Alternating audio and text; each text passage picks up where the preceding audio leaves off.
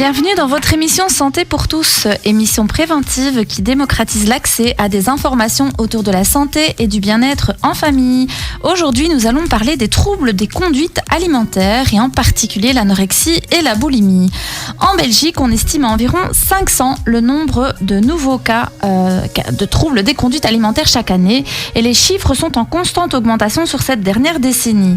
Donc, nous avons choisi aujourd'hui de vous parler de ce sujet parce qu'il touche quand même un certain pourcentage de la population. Et à ce titre, nous avons invité Madame Hakima Momen, diététicienne, nutrithérapeute, professeure de nutrition et fondatrice de NutriMind. Madame Momen nous partagera son expérience sur les personnes qui souffrent d'anorexie, de boulimie ou en tout cas de troubles de comportement alimentaire. Merci d'être avec nous. Merci Virginie. Merci. Alors, nous avons aussi Madame Laurence Ogonowski, psychologue clinicienne de formation qui travaille au cabinet Diète Consult à Koekelberg et au centre Émergence d'Ixelles. Elle va aussi nous éclairer sur les enjeux psychologiques des troubles des conduites alimentaires. Merci d'être avec nous. Je vous remercie pour votre invitation. Et alors, nous avons le docteur Marie-Hélène Dubois qui va nous accompagner tout au long de cette émission. Madame Dubois est médecin généraliste, elle est aussi formée à la psychothérapie et donc elle a accompagné pendant plusieurs années des familles. Elle est aussi thérapeute et donc elle va un peu nous faire partager son expérience. Donc bonjour et merci d'être avec nous. Bonjour, merci, heureuse d'être là. Merci. Alors, 4% de la population âgée de 10 à 64 ans pourrait souffrir de troubles du comportement alimentaire tels que l'anorexie ou la boulimie. Il y a également des adolescents de 14 à 17 ans qui sont beaucoup plus nombreux à présenter ce type de troubles et ils sont donc une population à risque. Il existe de nombreux autres troubles des conduites alimentaires tels que l'alimentation sélective, le pica. Alors le pica, pour ceux qui ne savent pas, c'est le fait de manger des substances qui ne sont pas comestibles. Il y a le méricisme, c'est le fait de ruminer et de régurgiter un petit peu l'alimentation. Mais c'est vrai que les troubles des conduites alimentaires les plus connus et répandus, on va dire, c'est la boulimie et l'anorexie. Et donc c'est un peu le thème de notre émission. Donc je vais d'abord commencer avec le docteur Dubois. Est-ce que vous pourriez peut-être nous aider à définir qu'est-ce qu'un trouble des conduites alimentaires et plus particulièrement qu'est-ce que la boulimie et l'anorexie? Oui, tout à fait. Donc un trouble des conduites alimentaires, c'est un terme générique qui désigne des perturbations importantes des comportements face à l'alimentation et ces perturbations ont des conséquences graves importantes sur la santé physique et mentale des personnes qui en souffrent. Et en fait, ces conséquences vont impacter un peu tous les domaines de vie de ces patients. On dit que c'est un terme générique parce que ça comprend différents types de maladies. Et aujourd'hui, on va parler plus spécialement de la boulimie et de l'anorexie. Alors, pour définir ce que c'est que l'anorexie, c'est une maladie mentale, c'est une maladie psychiatrique. Donc, c'est bien une maladie et qui touche au psychisme du patient. Cette maladie fait que la personne va réduire très fortement la quantité de nourriture qu'elle va manger tous les jours elle va avoir tendance à ne manger qu'un certain type d'aliments. Donc, elle va préférer tel type d'aliments. Elle a une très grande peur de prendre du poids et c'est ça qui motive ce comportement et cette perturbation, alors que bien souvent son poids est tout à fait normal. Et cette personne a donc une perception altérée, comme s'il y avait un voile, un biais qui vient déformer l'image qu'elle a de son propre corps et la notion de ce qu'est un poids normal ou pas. Et donc c'est ça qui est vraiment sous-jacent à la problématique. Et l'entourage va parfois l'interpeller en disant tiens, t'es très maigre, t'es bien comme ça, et en fait la personne va se voir grosse alors qu'il y a parfois une maigreur vraiment sévère mais que le patient ne voit pas. Ça, c'est pour l'anorexie. Pour la boulimie se caractérise par des épisodes répétés d'hyperphagie incontrôlée. L'hyperphagie, c'est quoi? C'est de manger des quantités très importantes de nourriture dans un laps de temps très réduit. Et ces personnes le font et n'arrivent pas à avoir le contrôle sur ce comportement-là. On parle de boulimie. Problématique, je dirais, et pathologique quand ce genre de comportement est observé pendant plus de 3 mois et au moins une fois par semaine. Et donc ça, c'est important, parce que parfois, on peut avoir des fringales, mais c'est pas pour ça qu'on est boulimique, c'est pas la même chose.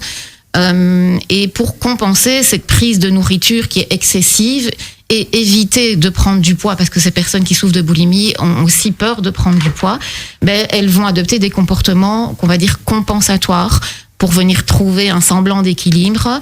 Et ces comportements-là vont être du coup des comportements de restriction de ce qu'elles mangent. Ça peut aller jusqu'à des vomissements, ce qui est assez courant. Se faire vomir pour se débarrasser de ce qu'on a ingurgité malgré soi. Des moments où la personne va faire de l'exercice physique à outrance, beaucoup trop, pour essayer de perdre des calories. Ces personnes peuvent parfois avoir recours à des médicaments, comme des laxatifs, comme ça elles vont aller beaucoup à sel et elles vont éliminer du poids, ou des diurétiques, aller beaucoup uriner pour éliminer du poids par les liquides. Et donc, il y a vraiment une alternance entre une période, un moment dans la crise où elles mangent beaucoup, où elles ont l'impression de perdre contrôle, et puis après, elles vont vouloir reprendre le contrôle, et alors là, elles vont passer dans ces symptômes qui sont plus restrictifs par rapport à la nourriture.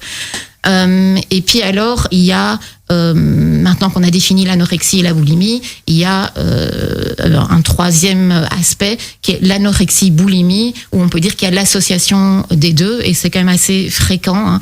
20 à 50% des personnes anorexiques sont anorexiques et boulimiques. Et là, elles vont alterner le passage d'un comportement à l'autre. Et on peut faire la différence entre quelqu'un qui souffre de boulimie pure ou d'anorexie-boulimie par le fait que dans la boulimie pure, en général, le poids est assez stable. Par contre, quand on souffre d'anorexie-boulimie, à ce moment-là, il y a vraiment une perte de poids qui est anormale et qu'on peut objectiver et qui est en dessous des seuils qu'on considère des poids de quelqu'un qui est en bonne santé. Oui, et donc on voit bien qu'ici, on parle de maladie, et c'est pas juste je m'arrête de manger pendant un certain temps, ou voilà, je mange beaucoup pendant une période, je suis en examen, j'arrête pas de grignoter, ou je mange beaucoup. C'est pas ça, la boulimie, c'est pas ça l'anorexie. On parle vraiment d'une maladie, enfin d'un trouble qui peut survenir. Alors c'est vrai que voilà, aujourd'hui on a invité aussi une psychologue, et puis les trois personnes ici sont des thérapeutes, puisqu'elles accompagnent de manière avec des soins voilà, des personnes qui peuvent avoir des soucis alimentaires, entre autres, parce que vous faites plein d'autres choses à côté aussi. Mais du coup, Madame Ogonowski, quel est le rôle du psychologue dans l'accompagnement des troubles alimentaires? Des conduites alimentaires, ouais. Oui. Voilà. Bien sûr, c'est vrai que c'est un sujet qui est fort délicat, qui n'est pas facilement abordable, et donc le rôle du psychologue est prépondérant dans un sens que c'est important qu'il puisse offrir donc un espace où la parole peut être déjà libérée dans un premier temps, puisque souvent la parole est bloquée, elle est coincée pour différentes raisons. Et donc, le but, c'est d'offrir cet espace-là grâce à une écoute qui se veut neutre, confidentielle, bienveillante et surtout sans jugement. Ces personnes se sentent fort jugées, fort stigmatisées, donc c'est important de leur offrir un espace où elles peuvent être elles-mêmes et venir déposer ce qui se passe concrètement, sans avoir besoin de se cacher encore. Donc c'est important. Le but est donc de rencontrer la personne dans sa singularité et dans sa problématique, de pouvoir un peu décortiquer avec elle ce qu'il se passe, et de repérer ensuite ce qu'on peut faire pour les accompagner, dans un travail de mieux-être, de meilleure compréhension d'elle-même et de cette maladie, puisque on appelle ça une maladie, c'est important de mettre le mot dessus. Également de lui permettre de se réapproprier sa vie, puisque c'est une maladie qui touche, comme l'a dit le docteur précédemment, toutes les facettes, et effectivement la personne se décentre de sa vie personnelle, de tout ce qui fait que c'est une personne singulière, et donc elle a besoin de lui remettre, c'est un peu comme si on remettait la personne au centre de son existence. Et donc, c'est de là que le rôle est important, de montrer que la personne est capable, mais qu'elle n'est pas toute seule non plus. Mm-hmm. Donc ça, c'est le rôle on va dire très schématique pour l'instant. Oui, c'est de l'accompagnement. On verra peut-être un peu plus en profondeur tout à l'heure comment vous les accompagnez, mais de manière un peu plus spécifique. Mm-hmm. Et Madame Momen, du coup, je me retourne un petit peu vers vous aussi. Comment la diététicienne va-t-elle accompagner quelqu'un qui a un trouble du comportement alimentaire ? Alors déjà, tout va dépendre du trouble du comportement. Donc, parce qu'il y a différents troubles et donc là, on va s'adapter en fonction. Mais ce qui est important, c'est déjà d'aider la personne à se construire une alimentation, une nutrition qui va permettre, notamment pour les personnes anorexiques, de combler les carences nutritionnelles. Donc, une nutrition qui va permettre de respecter ses besoins physiologiques. Oui. Voilà, dans un premier temps. De respecter également ses besoins émotionnels. On verra ça de manière plus détaillée après, mais on ne parlera jamais de calories dans le cadre des troubles du comportement alimentaire. Donc ça, c'est important. On va aider la personne à comprendre ce que c'est une alimentation équilibrée et ce que c'est une alimentation intuitive, de manière à la reconnecter à son corps. Parce que souvent, les personnes sont déconnectées de leur corps, donc là, de leurs sensations alimentaires. Donc ça, c'est également important. On va également tenir compte, mais évidemment avec l'accompagnement de la psychologue, de l'aspect émotionnel qui est primordial. Je veux dire, dans tous les troubles du comportement alimentaire et même dans l'amaigrissement de manière générale, l'aspect émotionnel est vraiment un des piliers essentiels. Donc il faut vraiment en tenir compte. Et alors, également, faire de l'éducation nutritionnelle. On va distinguer également les fake news des vraies informations nutritionnelles. Ça, c'est également important. Ok, alors on va s'arrêter quelques instants. Là, on vous a posé juste le cadre, chers auditeurs. Je vous rappelle que vous pouvez tout à fait nous poser des questions. Soit, alors notre téléphone il fonctionne plus là pour le moment chez Arabelle, mais vous pouvez envoyer un petit message sur les pages Facebook Le Blic Virginie, ou alors vous pouvez envoyer sur la page Facebook Santé pour tous officiel, le compte Insta. N'hésitez pas à nous poser vos questions et je me permettrai de les poser, de les transmettre à nos invités. Donc restez avec nous, on reparle de boulimie et d'anorexie dans quelques instants sur Arabelle FM au 106.8. Nous revenons dans quelques minutes, à tout de suite. تابعونا على صفحتنا على الفيسبوك arabelle.fm.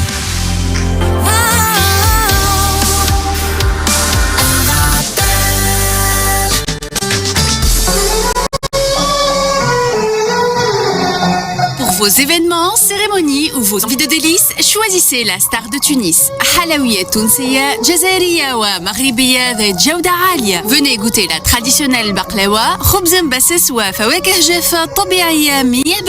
L'équipe de la star de Tunis vous accueille au boulevard Maurice Lemonnier, numéro 109, à Bruxelles.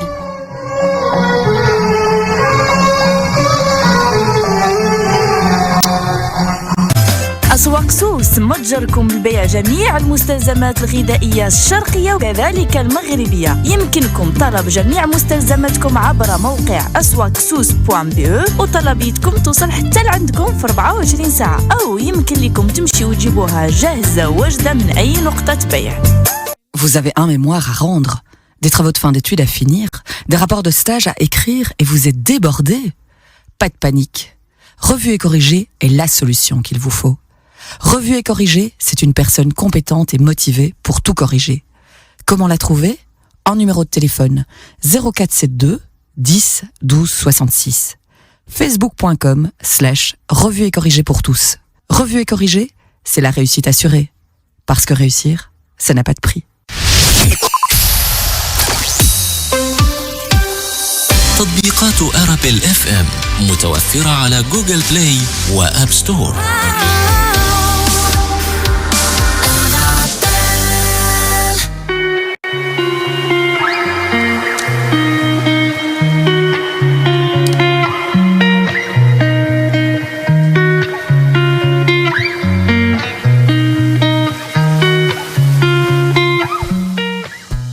Voilà, nous sommes de retour sur Arabelle dans votre émission Santé pour tous. Nous parlons d'anorexie et de boulimie avec nos spécialistes. Je vous rappelle que vous pouvez nous poser toutes vos questions via la page Instagram Le Blic Virginie ou via le compte Facebook Santé pour tous officiel. Et donc, juste avant la pause, j'avais simplement demandé à chacune comment elle travaillait avec les patients souffrant de troubles du comportement alimentaire. Et donc, je reviens un petit peu vers Madame Ogonovski. Donc, quels sont les mécanismes psychologiques qui sont présents dans ce type de troubles ? Oui, donc en fait, les personnes vont adopter un certain ensemble d'attitudes et de comportements jugés donc inhabituels face à leur alimentation, à leur corps ou même à leur santé. Donc quand on parle de mécanismes, c'est vrai que si je pouvais les rassembler pour que ce soit plus clair, je dirais qu'il y a un mécanisme qui viserait au contrôle et un mécanisme qui viserait au non-contrôle. C'est-à-dire qu'on va voir les personnes mettre en place des comportements, par exemple d'évitement face à des situations, on en avait déjà un petit peu parlé tout à l'heure, donc éviter des situations sociales par exemple, éviter des repas, sauter des repas, éviter des invitations pour ne pas être confronté justement à un aliment problème ou à par exemple une activité sportive ou qui met le corps en avant, par exemple la danse ou la piscine, où là on peut effectivement voir le corps d'une certaine manière. Donc ça, c'est un comportement d'évitement par rapport à une situation. On a aussi donc des comportements un peu plus obsessionnels dans tout ce qui est plus alimentation, la restriction de la qualité, de la quantité des aliments, avec l'apparition de certaines croyances, je dirais, par rapport à des aliments, donc des aliments jugés interdits, des aliments jugés donc trop caloriques, trop gras, où on va plutôt se diriger vers des aliments plutôt solides, ou alors on va faire des pesées de son corps, mais des pesées de ce qu'on va manger aussi, ou compter ses calories, des choses comme ça. Donc ça, c'est le côté plus obsessionnel qu'on retrouve surtout dans l'anorexie mentale, mais on peut aussi trouver donc des côtés pulsionnels, et c'était là la distinction que j'avais fait en début de question sur les mécanismes jugés entre guillemets non contrôlables. Donc dans le non-contrôle, c'est donc le pulsionnel, la pulsion, quelque part de plus impulsif, donc qu'on retrouve dans la boulimie, avec une envie, par exemple, de manger une certaine quantité en très peu de temps, mais une quantité d'aliments qui sont hautement caloriques, ou de se diriger vers ces aliments quand on ressent une certaine sensation. Donc c'est un mécanisme qui peut être répétitif, c'est un mécanisme inconscient. Donc c'est pas toujours, dans ce cas-ci, ce n'est pas réfléchi. Donc ça, c'est important. Mais c'est pas toujours contrôlable, du coup, non, c'est ça. C'est tout à fait dans l'impulsion du moment. Il y a quelque chose qu'il faut combler, compenser, et on va se diriger vers l'alimentation. Alors pourquoi? C'est vrai que ce besoin de contrôle est en fait une réaction à donc des sensations particulières, et c'est plus facile de gérer, quelque part plus facile, cette envie de nourriture ou ce contrôle de la nourriture, plutôt que de gérer l'émotion ou l'événement problème. C'est un petit peu à ça que ça sert, cette forme de compensation. Et donc, c'est une tentative, en fait, une tentative de gérer un trop-plein de quelque chose. Et c'est se fait par cet aspect-là du corps, de la nourriture. Et donc, on voit là la progression dans le quotidien des personnes de vouloir gérer ou pas, selon le moment, ce genre de symptômes, je dirais. Mais est-ce qu'ils sont capables de gérer ou pas, justement? Ça doit pas être évident quand même, puisque ce sont des compulsions. C'est plus fort qu'eux. Oui. Voilà, c'est ça qui est assez difficile et qui est très difficilement compréhensible pour les personnes qui ne sont pas là-dedans. C'est que c'est plus fort que ces personnes. Même si elles n'ont pas envie, ou qu'elles se disent le matin, par exemple, je ne le ferai pas, il y a un moment dans la journée ou un événement qui va faire que la personne ne va plus pouvoir ne pas le faire, en fait. Et c'est vrai qu'on a tendance à culpabiliser beaucoup les personnes qui souffrent de ces maladies-là, et on va en parler après. Madame Dubois, docteur Dubois, vous avez aussi accompagné les familles en tant que médecin durant des années. Qu'est-ce que ces familles connaissent de la maladie? Parce que là, comme je viens de le dire, on a tendance à culpabiliser, à se fâcher parfois aussi sur parfois les ados qui ont ce type de troubles du comportement, parfois les jeunes adultes aussi, ou les femmes. Enfin, et du coup, comment les familles comprennent qu'est-ce que c'est que cette maladie, et pourquoi est-ce que la personne que j'aime, qui fait partie de ma famille par exemple, souffre de cette maladie? Je pense qu'il y a beaucoup d'ignorance par rapport au sujet, et en fait les personnes vont commencer à ouvrir les yeux sur cette réalité-là qu'une fois qu'elles sont confrontées à la problématique par un proche, par exemple, un membre de leur famille. Et il y a beaucoup d'idées reçues aussi. Et les familles qui sont confrontées à ce problème-là rapportent quand même souvent un sentiment de honte, de culpabilité. C'est un sujet assez tabou. Donc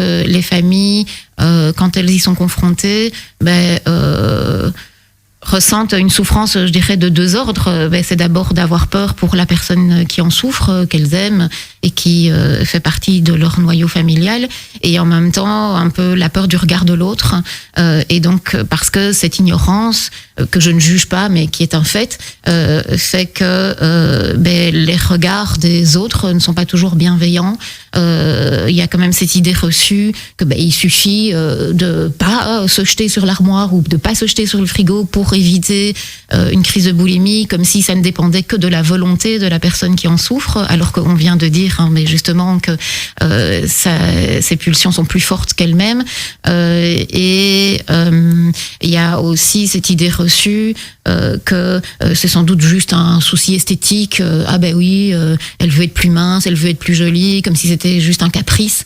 Je dis elle parce que il y a plus de femmes qui souffrent de ce genre de troubles alimentaires que d'hommes. Et donc voilà, beaucoup d'idées reçues, et je pense que c'est important de justement aborder ces sujets comme on le fait aujourd'hui, pour deux raisons. C'est d'abord pour que le regard change sur cette maladie, et qu'il y ait plus d'empathie, plus de bienveillance, parce que je pense que les gens qui en souffrent ont surtout besoin de ça. Et elles se jugent déjà énormément elles-mêmes et n'ont pas besoin de regard jugeant de l'entourage ou des personnes qu'elles croisent dans la rue. Et le deuxième bienfait, je pense, de rendre un peu plus abordable ce genre d'informations, c'est que si jamais une famille, par exemple, est un peu inquiète et voit certains signes qu'on a mentionnés ici, elle va beaucoup plus vite appeler à l'aide, et on sait que dans la prise en charge des troubles des conduites alimentaires, on a beaucoup plus de chances de pouvoir aider efficacement quelqu'un si on l'aide précocement dans la maladie, tant que les comportements ne sont pas trop ancrés et installés. C'est beaucoup plus réversible que quand il y a déjà eu des mois et des années d'évolution. Oui, d'ailleurs, il y avait un présentateur télé qui avait témoigné, c'est pas Patrick Poivre d'Arvor, qui avait perdu sa fille qui était décédée. Elle est décédée de l'anorexie. Alors il faut savoir qu'on peut en mourir, donc vraiment, on en parlera peut-être après tout à l'heure, mais c'est vrai que quand on se fait vomir et quand on refuse d'ingérer certains types d'aliments pour l'anorexie, clairement on met des carences aussi dans notre corps, et il y a un danger pour le cœur, pour le cerveau, parce que toutes ces vitamines et toutes ces protéines, elles ont un rôle à jouer, donc par rapport à ça. Madame Momen, je me retourne vers vous, mais quelle est la prévalence de ces troubles alimentaires, et quel type de troubles vous rencontrez plus dans votre travail ? Alors, il y a très peu d'études sur le sujet concernant justement la prévalence. Par contre, ce que l'on sait, c'est que c'est en perpétuelle augmentation. On constate ici en Belgique qu'on a 1250 nouveaux cas de troubles, de personnes souffrant de troubles du comportement alimentaire par année. Donc c'est quand même, pas énorme. Au niveau de l'anorexie mentale, c'est estimé à 0,3% chez les jeunes filles entre 15 ans et 19 ans. Et de manière générale, par rapport à l'anorexie, on peut estimer qu'il y a 700 nouveaux cas par an. Alors, ce que je rencontre le plus souvent en consultation, c'est un autre trouble qui est de l'hyperphagie boulimique. Donc là, la personne souffre de compulsion alimentaire, et donc elle va s'alimenter de manière compulsive, prendre de grandes quantités d'aliments, et va manger très rapidement jusqu'à en souffrir au niveau du ventre. Et puis ensuite, elle va rentrer dans un cercle vicieux où elle va culpabiliser, elle va se sentir mal. Souvent, elle va s'isoler pour manger parce qu'elle va être gênée de manger ces grandes quantités. Et ça, ce sont les personnes que je rencontre le plus souvent. Ce trouble-là n'est pas spécialement diagnostiqué. Donc, ce sont des personnes qui sont, pour la majorité, qui sont obèses ou en surpoids, et qui viennent chez moi justement pour perdre du poids. Et donc là, on se rend compte évidemment qu'il y a un lien par rapport à l'aspect émotionnel. Que ce sont des personnes qui, soit, on en parlera après, c'est dû au régime, et il va y avoir ce qu'on appelle une restriction cognitive. Donc la personne va associer les aliments sains à je maigris, les aliments malsains à je grossis. Et donc, une fois qu'elle va commencer à manger des aliments comme des chips, du chocolat, elle va dire, pour parler de manière familière, foutu pour foutu, autant que j'y aille, je me fais plaisir. Et donc la personne va manger vraiment de manière excessive, et puis va culpabiliser par la suite. Donc ça, c'est le trouble que je rencontre le plus souvent. Et donc, c'est lié justement à la restriction cognitive et ou des troubles émotionnels où la personne va compenser.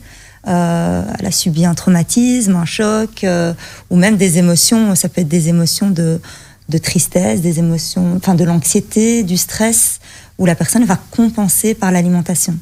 C'est un peu ce que disait Madame Ogonowski tout à l'heure, quand vous disiez, oui, finalement, au lieu de pouvoir peut-être verbaliser une émotion, au lieu de pouvoir s'arrêter sur ce que je suis en train de vivre, aller vers la nourriture, en fait, pour compenser cette émotion que je n'arrive pas peut-être à faire sortir de moi. Oui. C'est un peu ça. Et d'ailleurs, vous me rejoindrez peut-être là-dessus, c'est que la plupart des gens ont vraiment des difficultés à mettre des mots sur leurs émotions. C'est-à-dire que quand je demande comment ça va, comment est-ce que vous vous sentez, quelles émotions vous ressentez, je suis pas bien. Mais vous êtes pas bien, mais quelle émotion en particulier? Et c'est très difficile pour que la personne vous dise c'est de la tristesse ou c'est de la colère ou de la frustration. Il faut vraiment creuser pour aller justement identifier quelles sont les émotions qui poussent. Mais de plus en plus, moi j'ai l'impression qu'on est dans une société où on peut de moins en moins s'exprimer par rapport à ses émotions, qu'on doit gérer de plus en plus de choses sans que ça craque, sans faire sortir. Et on est dans une société où on nous demande d'être au top, de pouvoir faire plein de choses, d'être parfait. On a aussi les réseaux sociaux qui ont un gros impact sur l'image de soi. On pourra peut-être aussi en parler, mais je trouve que c'est impressionnant. On voit des filles très jolies, alors on voit des filtres aussi. Moi, souvent, quand on me dit « Oh, Virginie, t'es trop jolie sur cette photo », je leur dis « Oui, le filtre, il était magnifique aussi. » Moi, je dis toujours « Le filtre est super. » Donc, voilà. Et des fois, je me suis dit « Je vais leur montrer des photos sans filtre. » Là, j'ai pas mis de filtre. Et alors, moi, c'est ça. Moi, je me dis « On va faire sans filtre. Comme ça, ils vont voir la vraie tête, la vraie tête qu'on a. » On s'habitue, C'est horrible. On s'habitue, honnêtement, on s'habitue au filtre. Et c'est vrai que du coup, pour certaines personnes qui ont déjà peut-être des fragilités psychiques, ça peut impacter très très fort aussi. Et même pour celles qui n'en ont pas, parce que on avait fait une émission sur les réseaux. Je me souviens que mes assistantes on préparait et on disait celle-là elle est trop mignonne. Celle-là purée c'est exagéré. T'as vu elle a autant de followers et tout. Et on rigolait entre nous, entre filles comme ça. Ouais mais tu sais elle a des sacs à main comme ça, etc. Et donc du coup, on peut vite tomber dedans. On peut très très vite tomber dedans. Et donc c'est important de pouvoir communiquer là-dessus. Je voudrais du coup me retourner vers Madame Ogonowski, donc notre psychologue. Pourquoi les femmes sont-elles plus touchées? Tout à l'heure, le docteur Dubois disait qu'il y a quand même plus de femmes. Pourquoi les femmes sont-elles plus touchées par les troubles des comportements alimentaires? Et justement, on en parle. Quel est l'impact de la société, des réseaux sur ces troubles du comportement-là? C'est vrai que ces troubles sont décrits comme des pathologies principalement féminines, alors qu'on sait très bien qu'il y a des hommes aussi qui en souffrent, mais ils sont effectivement minoritaires. Alors ça peut s'expliquer par plusieurs choses, mais c'est vrai qu'il est évident qu'aujourd'hui, les femmes subissent plus de pression psychosociale que les hommes dans notre société, que ce soit sur les réseaux, que ce soit même dans l'éducation. Et c'est vrai que c'est un peu vu comme une obligation finalement de réussite sociale, d'être mince avec l'idéalisation de la minceur, la valorisation extrême de la performance et de la maîtrise. Alors tout ça même va jusqu'à toucher la performance, la maîtrise du corps, du façonnage du corps, de l'entretien de celui-ci. Et donc c'est vrai que, par exemple, si on reprend les jouets pour les enfants, on voit bien la particularité avec la poupée Barbie qui se trouve dans quasiment tous les foyers, alors qu'elle a des mensurations tout à fait surréalistes, pas équilibrées et même biologiquement, si je me trompe pas faisables en fait. Ce n'est même pas un ratio poitrine, taille, hanche qui existe en tout cas, sauf voilà. Mais donc c'est vrai que toute cette idéalisation derrière, toute cette omniprésence dans les médias et aujourd'hui sur les réseaux encore plus forte avec Instagram, avec Facebook, avec YouTube qui est devenu un métier à part entière de l'image. C'est vrai que ça peut entraîner donc des comportements visant à contrôler son apparence afin de satisfaire à ces fameux critères sociétaux et critères de beauté et de réussite en fait véhiculés tout autour de nous tous les jours au quotidien. On lève la tête dans le métro, on voit des pubs, on ouvre la télé, on voit des pubs, on cherche à acheter un habit sur internet, on voit des pubs, donc c'est vraiment omniprésent. Et donc on voit qu'il y a une importance de l'apparence qui n'est pas forcément compatible avec la notion de santé, la notion de bien-être émotionnel, l'acceptation de soi, la gestion de ses émotions, la sérénité dans l'assiette, enfin voilà, mais également avec des facteurs plus biologiques. Parce qu'on sait que voilà, les femmes ont des prédispositions à l'âge prépubère et pubère de développer certaines particularités physiques, notamment avoir un petit peu plus de graisse, je crois qu'on dit adipeuse, mais voilà, à certains endroits. Et c'est vrai que cette silhouette qu'on a va un peu à l'encontre de la silhouette idéale véhiculée par les réseaux, donc, et qui peut renforcer cette fameuse insatisfaction sur l'image de soi et du corps. Alors, on va continuer à parler de ça parce que c'est vraiment important et intéressant dans la compréhension aussi de ces maladies. Chers auditeurs, on s'arrête quelques instants et on revient avec vous sur Arabelle FM. Dans Santé pour tous, nous parlons d'anorexie et de boulimie. Vos questions peuvent nous être posées sur le compte Instagram Le Blic Virginie ou sur la page Facebook Santé pour tous officiel. Donc, je vous dis à tout de suite.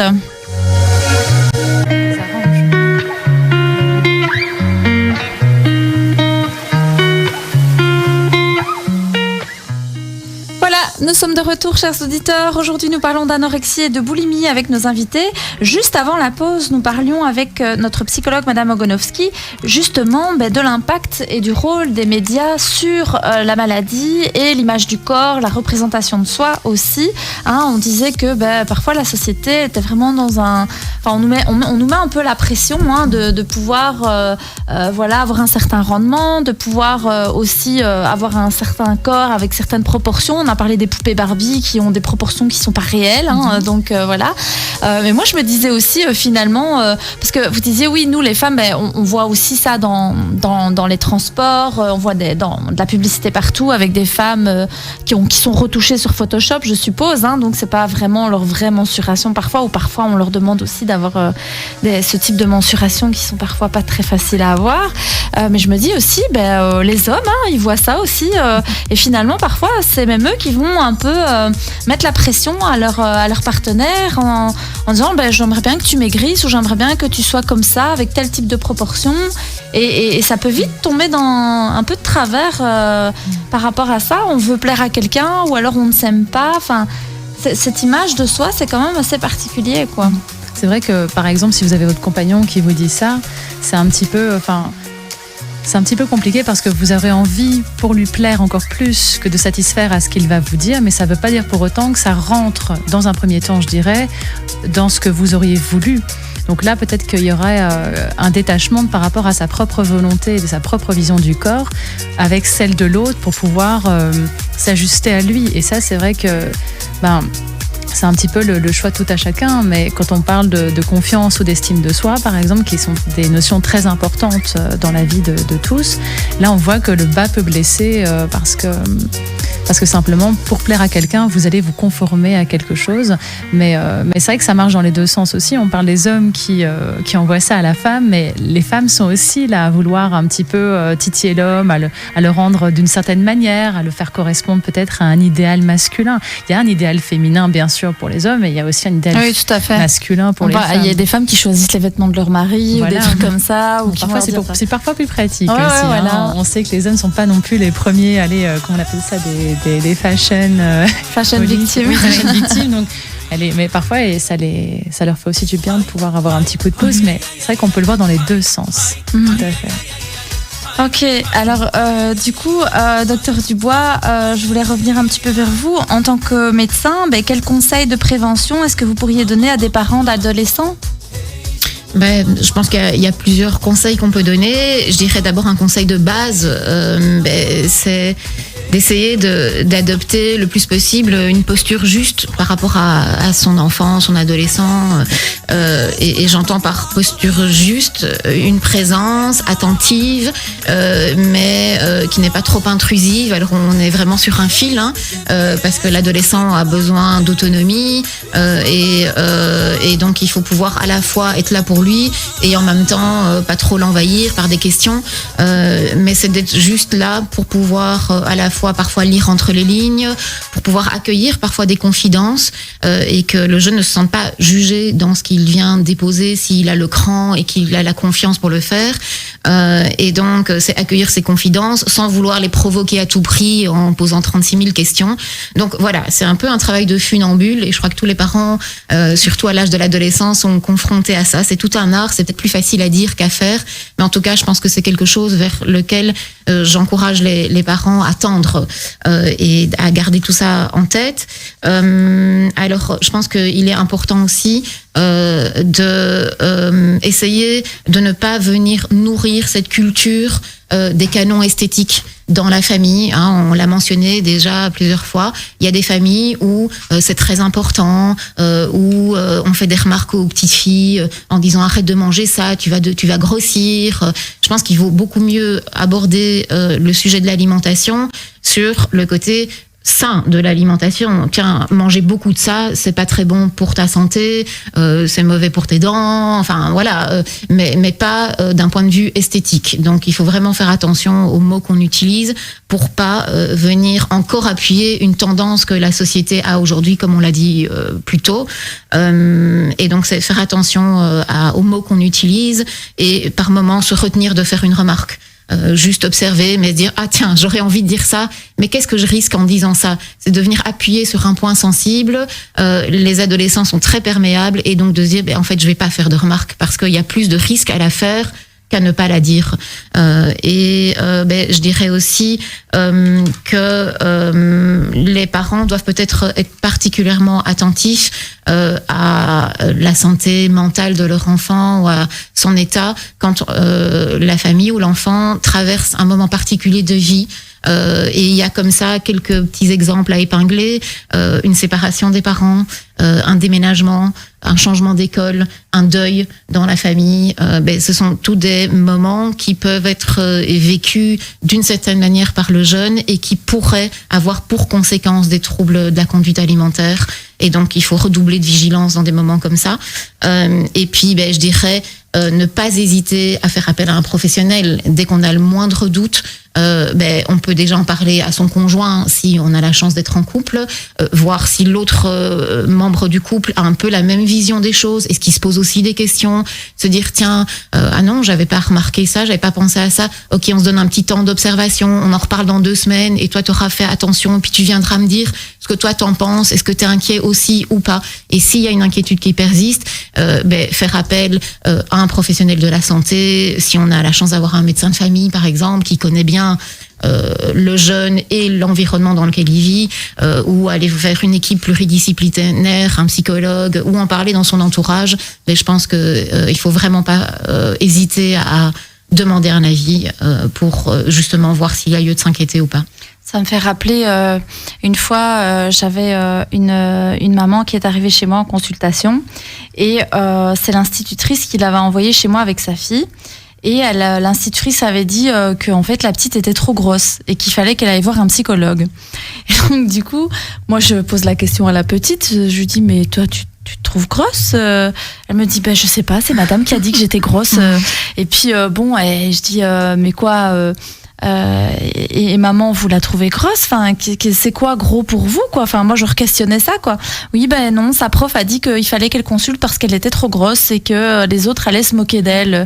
Donc, je trouve que c'est ultra violent. Enfin, ce type voilà. Enfin, c'est vraiment la société. Oui. Voilà, on doit tous être minces et si on a quelques kilos en trop, mais faut pas oublier quand même qu'il y a aussi une base génétique, quoi. Il y a des personnes qui ont des gros os, qui sont plus costauds, mais c'est comme ça. Ils seront jamais minces. Enfin, oui, je veux dire. Il y a des périodes de croissance où l'enfant a besoin de plus manger. Oui. Et c'est vrai que c'est hyper important. Les mots ont un impact énorme sur nos enfants et sur les adultes aussi, finalement. Bien sûr. Et le fait de stigmatiser aussi, de dire attention, ne mange pas trop. Là, t'as exagéré. Ou c'est trop calorique. ça engendre aussi des problèmes du trouble du comportement alimentaire. C'est vrai qu'il faut faire attention. Ouais. Alors en plus pendant le confinement, on a, je veux dire, les enfants ont un peu grossi. Enfin moi je sais pas vous, mais moi les miens ils ont grossi aussi parce qu'il y a plus de sport et donc moi j'ai un ado, une pré-ado à la maison et un petit. Mais ça, mon ado c'est catastrophe. Ouais. Mais du coup. Allez, on va peut-être pas dire oh voilà là t'as grossi etc. Je dis mais ce serait chouette qu'on reprenne un peu le sport parce que le fait qu'on bouge pas trop, voilà du coup on perd un peu notre masse musculaire. Enfin voilà, je vais peut-être essayer de lui en parler comme ça. Mais c'est ce que disait le docteur, c'était vraiment hyper intéressant dans le sens où on s'observe en fait. On dit ok, oui c'est vrai que je vois que ma fille a grossi. Mais je vais pas aller lui dire. Oui. Donc je fais une pause. Ok. Le fait que je lui dise, qu'est-ce que ça va avoir comme impact? Mais c'est ça, surtout des ados. Enfin. Oui, c'est ça, des ados, des pré-ados. Ma fille, elle a 11 ans. Oui, voilà, c'est pré-ado. Elle-même me dit, maman, j'ai grossi là. Non, ma fille, non. Franchement, t'es magnifique, t'es parfaite. T'es très belle, voilà, mais c'est vrai que si tu veux perdre un peu de poids, on peut essayer de faire un peu plus attention, etc. Mais on peut en discuter, faire des activités, mais pas directement peut-être pointer du doigt le physique du jeune, je pense. Hein. C'est un peu ça, docteur Dupois, que vous essayez de dire. Tout à fait. Et je voulais rajouter quelque chose par rapport au confinement. Effectivement, on a une vie plus sédentaire, donc c'est-à-dire qu'on a moins bougé, et donc du coup, il y a eu sans doute pas mal de prise de poids. Mais je lisais en préparant l'émission que le nombre et les chiffres de troubles de la conduite alimentaire, les chiffres ont explosé pendant le confinement. Et pourquoi? Parce que ça nous fait vivre à tous des émotions, des frustrations, et que chacun réagit un petit peu comme il peut par rapport à cette situation-là. Mais donc, on est justement dans une période où ce genre de pathologie explose parce que, puisqu'on sait que l'alimentation et la nourriture est parfois un recours qu'on a pour gérer ses émotions. Il y a aussi pas mal de jeunes filles aujourd'hui qui sont tombées dans l'anorexie pendant le confinement parce que justement c'est une période difficile à vivre et que c'est une des manières parfois que le jeune a de reprendre le contrôle sur ce qu'il vit, puisqu'on parlait de contrôle dans l'anorexie et dans la boulimie, mais justement de pouvoir compenser quelque chose. Et donc en fait cette période de confinement est venue nous troubler et il y a des prises de poids, mais il y a aussi malheureusement des pertes de poids de manière anormale, quoi. Oui, et puis ce qu'il faut savoir aussi, on pourra peut-être en parler, mais que quand on se retient de manger ou quand on mange impulsivement, il y a quand même des hormones de plaisir qui inondent notre cerveau, et c'est ce qui crée aussi la dépendance à ce type de troubles du comportement. C'est parce que ces hormones de plaisir viennent inonder notre corps, et du coup, ça devient des conduites aller compulsives qu'on va reproduire parce qu'on veut à nouveau rechercher ces hormones de plaisir. Et pour nos auditeurs, ces hormones de plaisir, c'est aussi celles-là qu'on va essayer de stocker dans le cerveau avec des antidépresseurs, quoi. Je veux dire, donc, quelque part, c'est un peu antidépressif. Alors, vous allez me dire, c'est bien, alors cette maladie, elle est antidépressive. Mais non, justement. Mais ça explique pourquoi ça explose en ce moment, parce que c'est vraiment des conduites qui permettent, d'avoir, un peu un côté antidépressif à cette situation qui est ultra anxiogène, mais aussi au fait qu'on ne parle pas de ses émotions, et donc c'est vraiment très très compliqué. Moi je voulais revenir vers Madame Momen, donc qui est notre diététicienne aujourd'hui. Quels sont les types d'aliments dont vont se priver les personnes qui souffrent d'anorexie par exemple? Étant donné les croyances qu'on a par rapport à la prise de poids, elles vont faire une association neurologique, donc une association d'idées entre ce qui est gras, sucré, calorique fait grossir. Et donc, elles vont évidemment se priver de ces aliments-là. Ouais. Donc, fatalement. Alors que, par exemple, allez, imaginons si on dit un bon steak de bœuf, par exemple, elles vont dire ça fait grossir, exactement. Je prends pas. Sauf que dans la viande, il y a des protéines, et que ces protéines sont nécessaires pour les muscles, pour le cœur, pour le cerveau, etc. D'accord. Et donc elles vont se priver de ces aliments-là. Oui, de féculents, de viande, d'aliments gras, donc plus d'huile, et ça c'est hyper important. Et pourtant on en a besoin. Oui, les oméga et tout ça. Exactement, les oméga 3, donc les acides gras essentiels pour le développement du cerveau, pour la mémoire, la peau. Ouais. Exactement. Et donc en fait elles se privent de toute une série d'aliments et c'est un danger pour elles. Oui. Et elle ne s'en rend même pas compte. Non, et c'est ce qui provoque des carences, en fait, énormément de carences nutritionnelles, que ce soit chez la personne anorexique qui se prive complètement, mais même chez une personne qui est boulimique et qui finalement peut avoir un poids normal, parce que la personne mange de grandes quantités et puis se fait vomir une certaine partie de ce qu'elle a consommé. Avec un poids normal, elle peut tout à fait avoir des carences, donc des manques en vitamines, en minéraux. Par exemple, une personne qui est boulimique, elle va avoir un manque en potassium. Et donc, ça peut causer un arrêt cardiaque. C'est quand même assez grave. Et jamais on penserait que se faire vomir, ça peut entraîner un arrêt cardiaque. Et bien si. Ouais. Donc, ce sont pas mal de carences. Alors, il y en a énormément, les carences nutritionnelles. Ça peut être en zinc. Donc, une carence en zinc, ça va entraîner une perte des saveurs. Donc, la personne ne va plus pouvoir goûter comme nous, en fait, les aliments. Et là, ça va créer un cercle vicieux, parce que si elle ne goûte pas les saveurs, elle n'aura pas envie de manger. Donc, il y a énormément... Vous expliquez tout ça aux personnes qui viennent vous consulter. Vous leur dites, vous savez qu'en vomissant, vous pouvez avoir un arrêt cardiaque parce que vous manquez de potassium, des choses comme ça. Oui, évidemment, la prise en charge diététique, nutritionnelle, ça va être essentiellement de l'éducation nutritionnelle, où on va apprendre, on va enseigner à la patiente quels sont les risques de la maladie, mais pas seulement, surtout les points positifs. On va se focaliser sur les points positifs qu'apportent les nutriments, les aliments, ce qu'il y a dans les aliments. Est-ce que ça peut apporter, la personne va avoir une meilleure concentration, elle va avoir une plus belle peau, parce que la peau s'abîme, les ongles s'abîment, les cheveux également. Et donc, on va focaliser surtout sur ce que ça va apporter de positif, de bienfait pour la personne.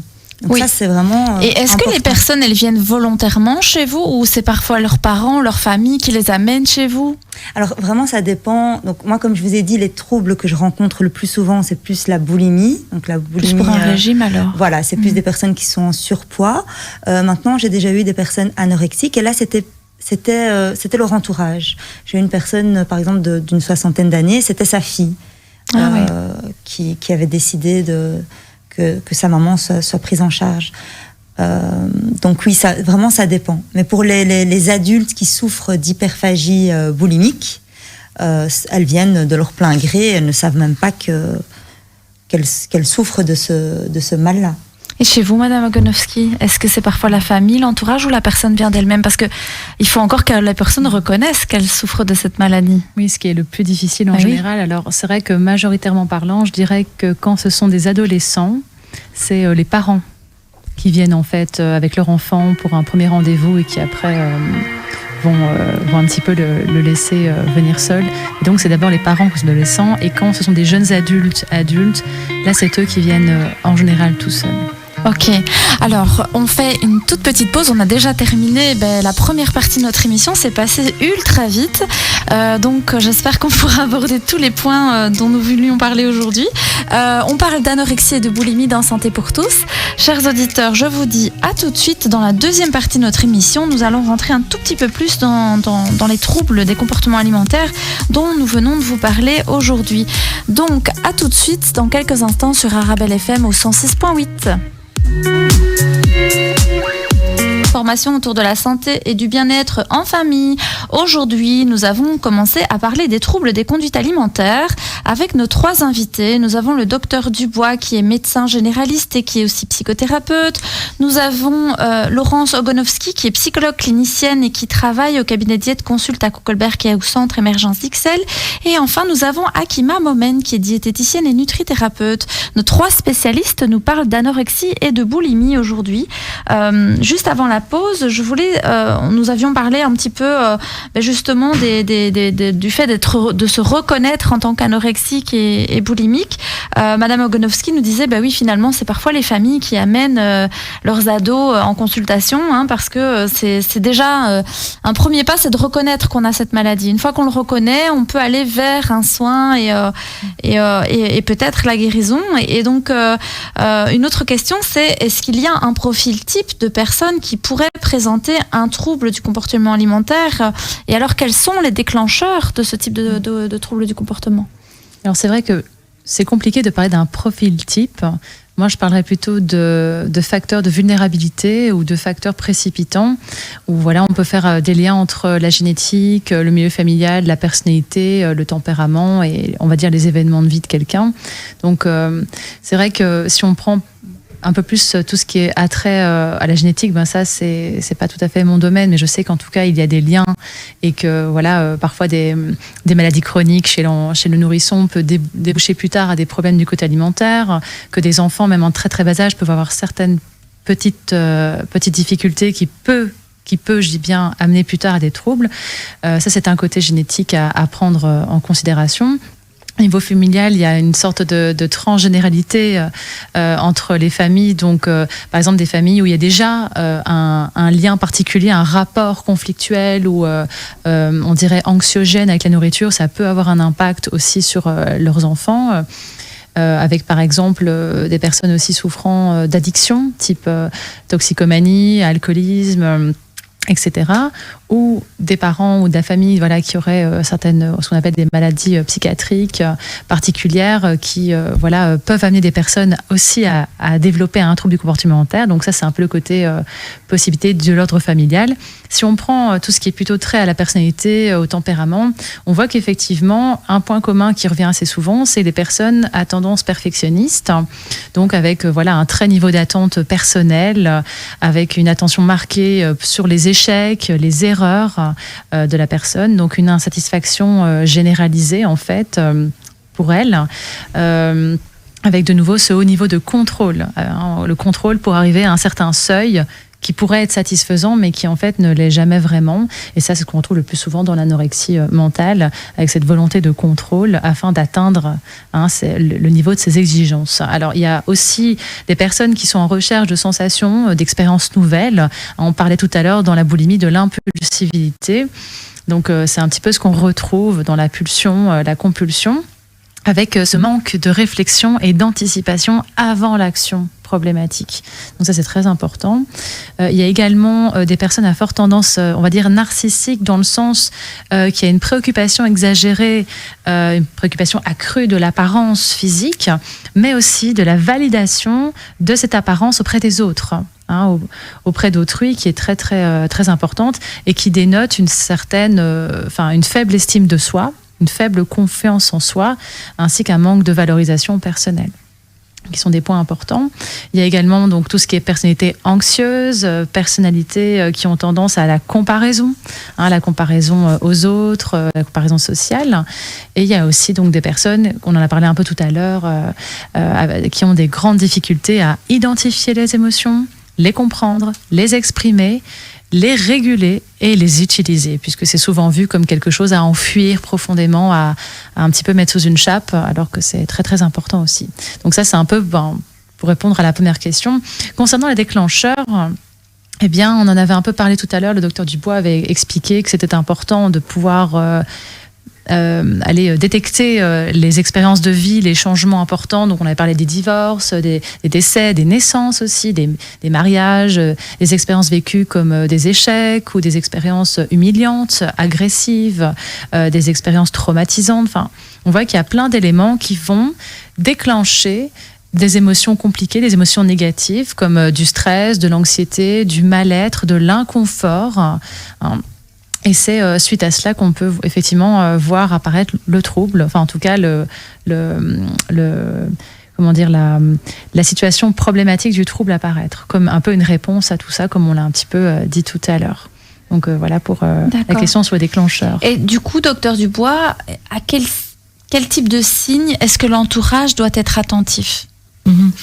Mais d'abord, les signes sont souvent pas flagrants au début, parce que la personne qui souffre de troubles des conduites alimentaires a tendance à se cacher, parfois à mentir. Et donc, c'est pas toujours évident pour l'entourage de percevoir tôt les signes, mais il y a quand même, je dirais, quelques petits points d'attention. D'abord des changements de comportement par rapport à la nourriture. Alors on pourrait pointer par exemple qu'on observe une diminution importante des quantités que la personne mange par rapport à ses habitudes d'avant. Tout d'un coup, elle commence à manger beaucoup moins. ou bien elle bannit certains aliments, comme on l'a dit tout à l'heure, et il y a des aliments qu'elle estime mauvais et donc elle refuse de les manger alors qu'avant elle les mangeait. Et elle va par exemple privilégier d'autres aliments qu'elle ne mangeait pas beaucoup, mais elles sont considérées comme des bons aliments et donc du coup il y a un côté un peu monomaniaque où on va voir que la nourriture tout d'un coup est beaucoup moins diversifiée. Alors la personne qui souffre de ce genre de comportement va peut-être présenter des crises de boulimie. Comme on a expliqué, en général, elle va se cacher, mais par moments, quand on vit sous le même toit, on peut les observer. Et donc, c'est ces moments où la personne va manger plein de choses, des grosses quantités en très peu de temps. On peut observer aussi une ritualisation des repas.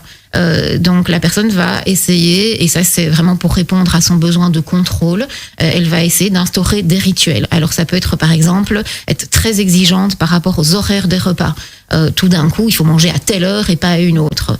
Ça peut être le fait de peser ses aliments, ce qu'elle ne faisait pas jusque-là. Ça peut être aussi tout d'un coup apporter un très grand soin dans la manière dont on range les aliments. Tel type d'aliment doit être rangé là, à cette place-là, donc tel type de bocal par exemple. Enfin bon, il y a vraiment un côté rigide qui s'installe sur tous ces aspects. Puis dans l'assiette, la personne va commencer à trier les aliments, à pas vouloir que certains aliments se touchent, à couper les aliments en minuscules morceaux, des trucs tout petits. Le repas peut commencer à s'éterniser. Donc, une petite quantité de nourriture, il faut 1 heure pour la manger et même on ne termine pas l'assiette. Donc ça, ce sont aussi des signes d'appel.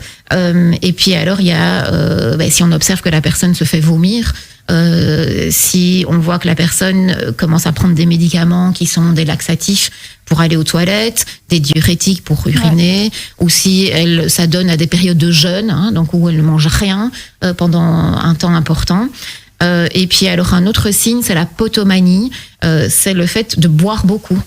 Donc, si on voit une jeune fille qui commence à boire des litres et des litres d'eau par jour, c'est une manière pour elle un peu de calmer son estomac en lui apportant 0 calories. Ça, c'est aussi un signe qui doit attirer notre attention. Autre chose, c'est une pratique excessive de sport. Ça, c'est un changement aussi auquel on peut être attentif. Et puis alors il y a l'aspect déni du problème. Donc on peut voir tout d'un coup que il y a, je dirais, un gap entre ce que, par exemple, le parent voit de son enfant et l'enfant qui dit mais non, pourquoi mais non, je trouve pas que je perds du poids, mais non, je trouve pas que je mange moins. Et puis là, c'est vraiment flagrant pour l'entourage, mais la personne nie les faits. Ça, c'est aussi quelque chose de typique des troubles de la conduite alimentaire.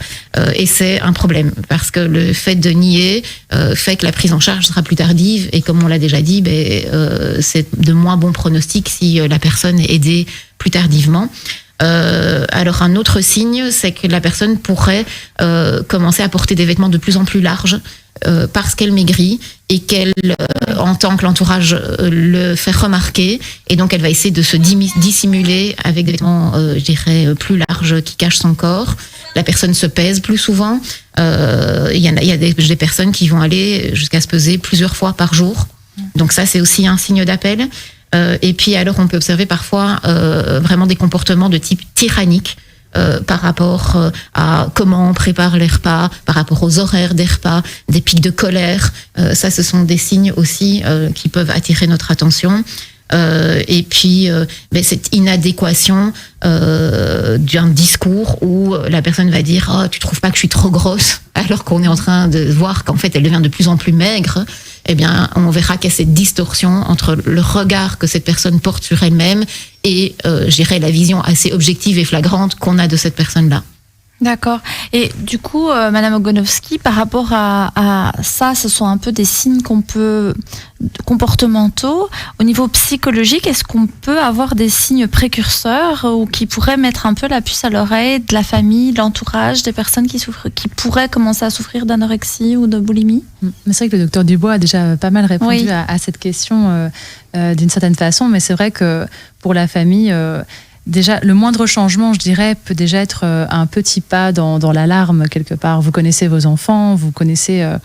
même si l'enfant, dans cette période, on avait dit quand ça apparaît, est déjà dans une phase de changement, l'adolescence, la pré-puberté, etc., on connaît quand même son enfant un minimum pour dire tiens, là c'est comme étrange, tout d'un coup il y a un changement, il y a une préoccupation excessive de ce qu'on va manger, de quand on va manger, d'à quel moment on va manger, de quelle façon on va manger, ou une préoccupation excessive sur le corps avec comme l'a dit le docteur, par rapport à son apparence, est-ce que je suis pas comme ci, est-ce que je suis pas un peu comme ça. Donc ça déjà, c'est déjà très important de voir qu'est-ce qui change chez son enfant, qu'est-ce qui change chez au membre de sa famille ou à son conjoint. Ou ça aussi c'est important. On vit avec, donc on voit les changements. Il y a effectivement cette progression dans l'isolement. Il y a vraiment un isolement social qui peut se mettre en place. J'avais pas tout à l'heure des mécanismes d'évitement, de fuite. Ça marche également avec donc toutes les relations sociales, un petit peu moins accepter certaines activités avec d'autres, un petit peu moins se mettre en avant. Vraiment a une tendance à s'isoler dans son mal-être, parce que oui, plus ça avance, plus ça prend une certaine ampleur et plus ça devient difficile de ne pas le montrer en fait. Au départ, c'est plus ou moins facile de le cacher, mais à un moment donné, ce n'est plus possible. Et quand c'est plus possible, alors il faut s'isoler. C'est vraiment une sorte d'engrenage dans lequel les gens tombent, avec aussi cette conviction d'être dans le juste en fait. Ouais. Je vois quelque chose, je suis dans le juste. Donc, et on voit effectivement aussi cette sorte d'illusion. Par exemple, quelqu'un va perdre du poids au début et va dire « Ah, je suis contente, c'est bien ». Et en fait, ce sera de courte durée, cette espèce de bonheur éphémère, cette espèce de satisfaction éphémère, puisque l'engrenage est activé. Donc la personne va vouloir continuer, mais plus elle continue, plus elle va rechercher une satisfaction. Mais en fait, au bout du fil... c'est du mal-être intérieur qui va prendre de plus en plus d'ampleur et de place. Donc, Madame Momen, du coup, il y a par rapport à ces signes-là, est-ce que vous aussi, vous avez, par exemple, vous pouvez observer ce type de signes où il y a peut-être des alertes qu'il faut avoir si, par exemple, les personnes viennent chez vous. Est-ce que vous dites « Ah oui, là, je vois que au niveau alimentaire, elle fait ça ou elle a tel type de comportement et du coup, ça doit m'alerter en tant que diététicienne ?» Oui, clairement. Quelqu'un qui fait de l'hyperphagie boulimique, en posant certaines questions, on peut assez facilement déceler si la personne souffre de ce mal-là. Par exemple, je vais poser certaines questions par rapport à la satiété, par rapport à la faim, aux sensations alimentaires. Est-ce que la personne mange lorsqu'elle a faim ou pas? Alors maintenant, attention, il faut quand même bien souligner que quelqu'un qui mange lorsqu'il n'a pas faim, c'est pas pour ça qu'il souffre d'hyperphagie boulimique. Mais donc quelqu'un où ça va être vraiment répétitif, comme je l'avais expliqué là tout à l'heure, donc il va avoir des compulsions. Lorsque je fais l'interrogatoire alimentaire et que je vois que c'est vraiment associé à des émotions, où la personne me dit voilà, quand je suis angoissée ou quand je suis triste ou quand je suis très stressée, là je peux enfiler.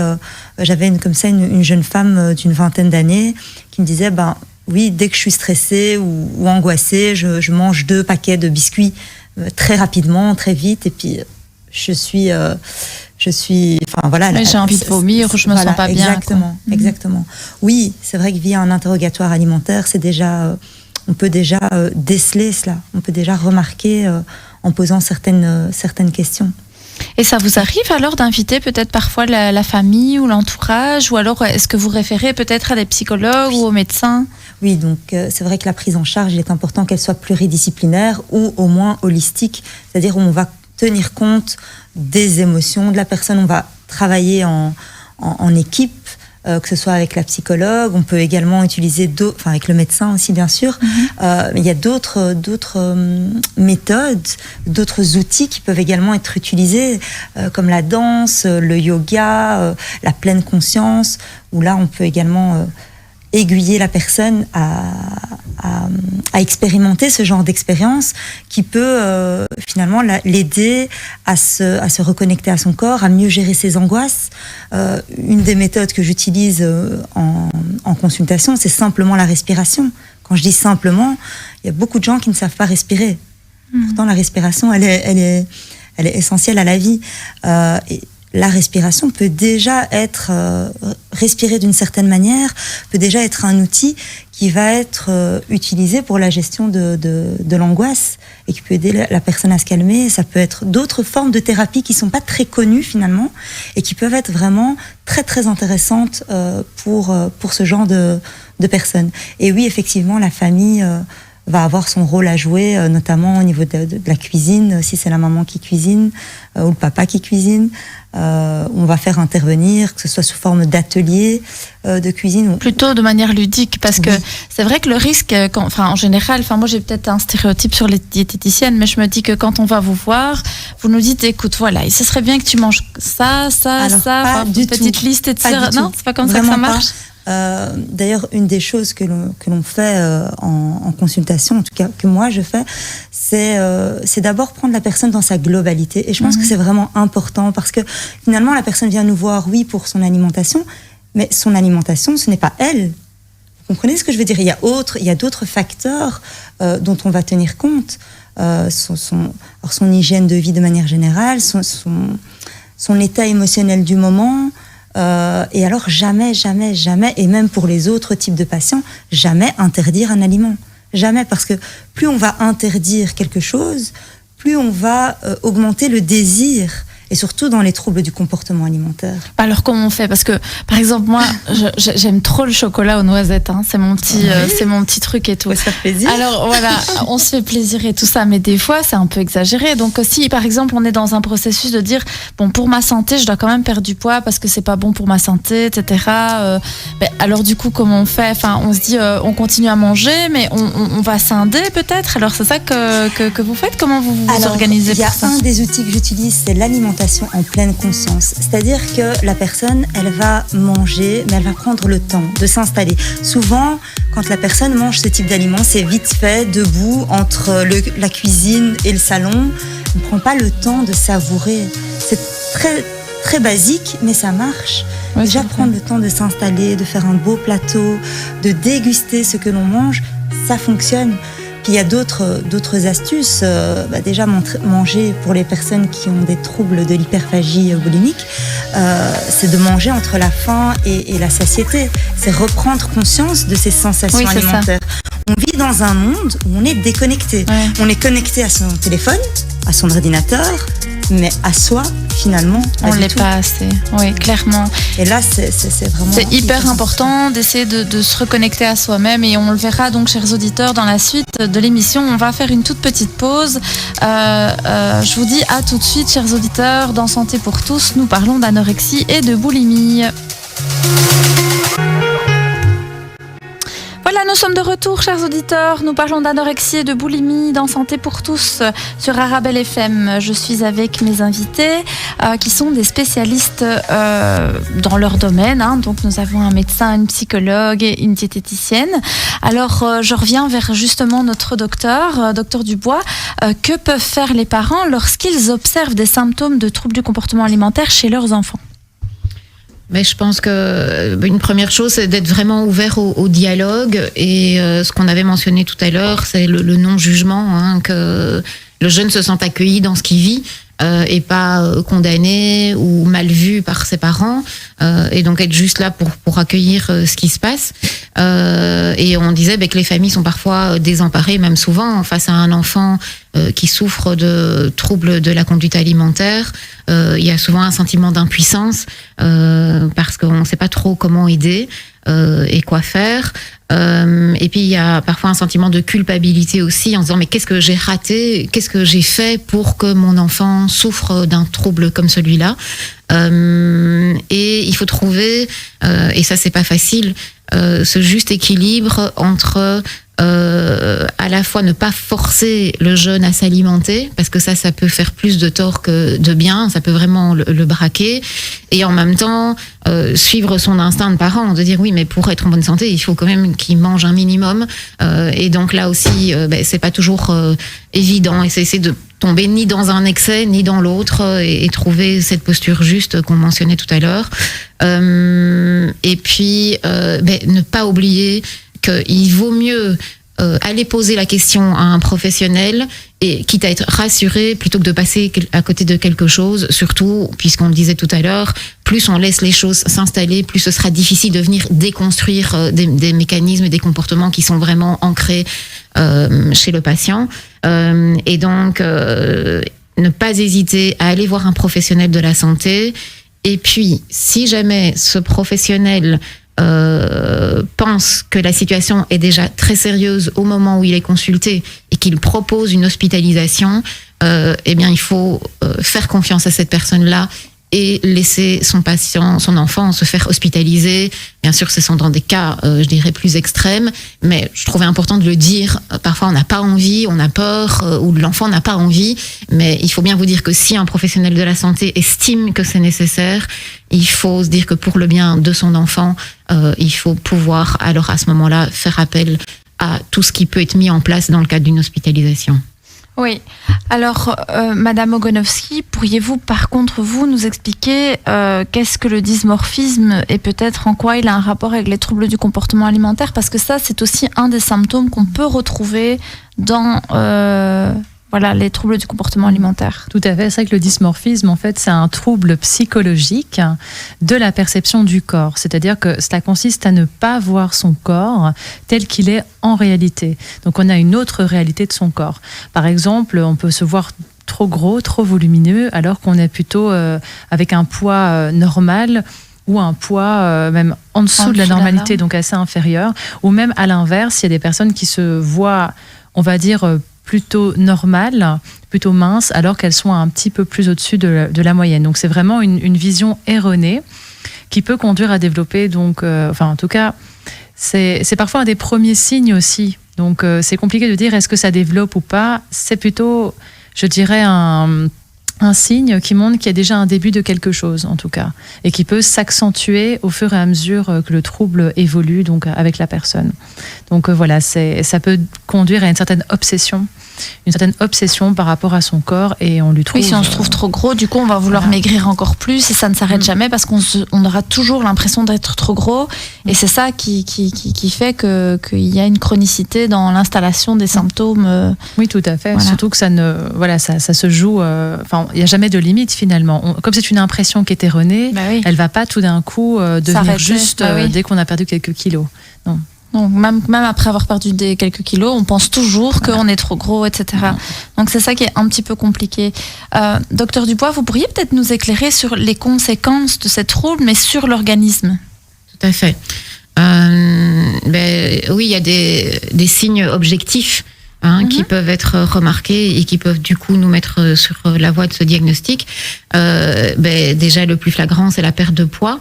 Il y a tous des dérèglements hormonaux qui sont la conséquence de ces manques, puisque l'alimentation est limitée en quantité et en qualité. Et donc, chez les jeunes filles, on peut voir un arrêt des règles. Ça, c'est aussi un signe d'appel. Alors, une fatigue anormale. Des palpitations, donc le rythme cardiaque qui s'emballe, qui semble irrégulier. Ça peut avoir des conséquences aussi sur le sommeil. Le sommeil est moins réparateur et il est plus fragmenté. Donc des éveils pendant la nuit qui sont répétés et qui n'étaient pas là avant. Ça, c'est un signe aussi qui peut attirer l'attention. Alors des problèmes de concentration justement les patients, on le disait tout à l'heure, un peu type qui peuvent tomber dans ce genre de troubles sont souvent très perfectionnistes et exigeants, et donc au niveau scolaire par exemple, on peut tout d'un coup voir que il y a plus les résultats je dirais de performance qui étaient atteints, et ça peut être lié à ce trouble de concentration. Alors des maux de tête, la perte de cheveux, on l'a évoqué tout à l'heure aussi, la diminution de la température corporelle. Donc les patients, par exemple, qui souffrent d'anorexie, ont souvent froid. Donc ils vont mettre des gros pulls, des couvertures. Donc voilà, un jeune comme ça qui a l'air d'avoir froid de manière régulière, ça peut être un signe d'appel aussi. Alors une baisse du rythme cardiaque. Donc le rythme cardiaque peut devenir de plus en plus lent. Une tension artérielle basse quand elle est mesurée par le médecin. Ça peut s'accompagner d'anémie, donc on peut voir dans la prise de sang qu'il y a un manque de globules rouges, c'est aussi une des conséquences. Et il peut y avoir aussi une diminution du taux de globules blancs, qui sont les cellules en gros de l'immunité pour se défendre contre les maladies. Alors il peut y avoir des problèmes intestinaux puisqu'on mange plus de tout, ou on n'en mange pas assez, ou on en mange en trop grosse quantité. Alors il y a du coup des douleurs abdominales qui peuvent apparaître. Et puis alors il y a des signes qui sont liés à la particularité donc des vomissements provoqués donc chez certains patients comme on l'a mentionné plus tôt. Et là il peut y avoir un gonflement des glandes salivaires lié au fait qu'on provoque les vomissements, et il peut y avoir aussi des problèmes dentaires qui sont liés à cet afflux de suc gastrique, donc les liquides qui normalement doivent rester dans l'estomac et partir dans les intestins, puisqu'on les fait remonter dans la bouche. Il peut y avoir des dents abîmées par la présence de ce suc gastrique. Et puis après, il y a toute une série de signes qui sont plus graves et qui montrent qu'on est arrivé là à un stade de la maladie qui est plus avancé. Comme des arrêts cardiaques, comme on l'a mentionné tout à l'heure, parce que ce dérèglement de l'alimentation peut entraîner une perte de potassium, et le potassium est un élément très important dans le bon fonctionnement du cœur, qui est quand même l'organe, je dirais, crucial au niveau vital. Alors, s'il y a des vomissements répétés, il peut y avoir de l'œsophagite, donc c'est une inflammation de l'œsophage, qui est le tuyau qui conduit les aliments à l'estomac. Il peut y avoir des perforations de l'estomac, de l'inflammation de l'estomac, avec des douleurs au niveau de l'estomac. Et puis, il peut y avoir des perturbations des fonctions rénales, aussi liées là à cette fameuse perte de potassium dans l'organisme. Il peut y avoir de l'ostéoporose, c'est-à-dire les os qui manquent de calcium et qui deviennent plus fragiles, et donc il y a un plus grand risque de fracture. Il peut y avoir un arrêt de croissance. Tout d'un coup, l'enfant décroche de sa courbe de croissance, ou le jeune.